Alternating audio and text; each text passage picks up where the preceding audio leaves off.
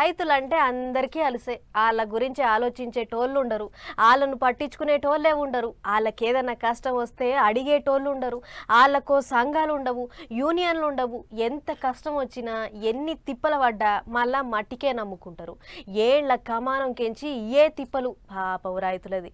పాపం రైతుల తిప్పలు ఎన్నడు తీరుతాయో, ఎన్నడు బాగుపడతారో గానీ ఇప్పటికైతే గి వార్త చూడుర్రి.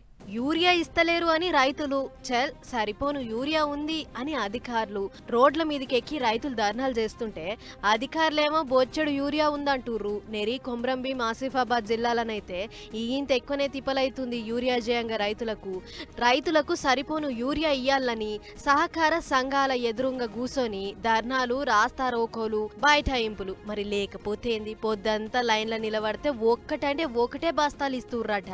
రెండోది కావాలంటే మళ్ళా మొదటికించి లైన్ల నిలబడాల్సిందే.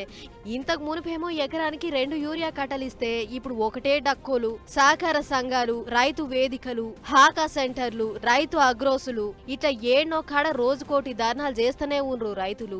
అగో అట్లనే ఇవాళ వాంకిడి, రెబ్బెన, జైనూరు, తిర్యాని మండలాలలో రైతులు యూరియా కావాలని ఇగో గిట్ల రోడ్డుకెక్కిర్రు. రైతుల గోస ఇట్లుంటే అధికారుల పనితనం ఇట్లుంది. యూరియా కట్టల కిందికి నీళ్ళొచ్చినా కూడా పట్టించుకునేటి నాదుడు లేకుండా అయ్యిండు. మరి గట్ల తడిసి ముద్దైన యూరియా కట్టల్ని ఎట్లా తీసుకుపోతారు అని అనుకున్నారో, ఎట్లా పొలాలలో చల్లుకుంటారు అనుకుంటుర్రో మరి వాళ్ళకే ఎరుకుండాలిగా. ఇటు నిర్మల్ జిల్లాలో కూడా ఇదే కథ.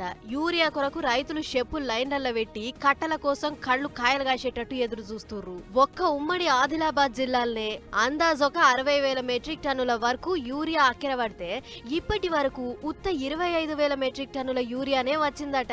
చూడుర్రి అధికారుల పనితనం ఎట్లుందో. ఇక సరే అట్లనన్నా సీదా రైతులకు ఇస్తుర్రా అంటే అది లేదు. కాకల కొట్టి గద్దలకు వంచినట్టు చేస్తుర్రట. వాళ్ళకెంచి కొంత ప్రైవేట్ పురుగుల మందుల దుకాణాలకు అమ్ముకుంటుర్రట. మరి సరే అట్లనన్నా ప్రైవేట్ దుకాణాలకు పోయి తెచ్చుకుందాము అని అంటే అది లేదు. ఒక్క యూరియా కట్ట కావాలంటే 20 పిండి కట్టాలనా, అడుగు పిండి కట్టాలనా, ఏదోటి తీసుకోవాల్సిందేనని లింకులు పెడుతుర్రంటే చూడుర్రి రైతులు ఎంత గోస పెడుతుర్రో.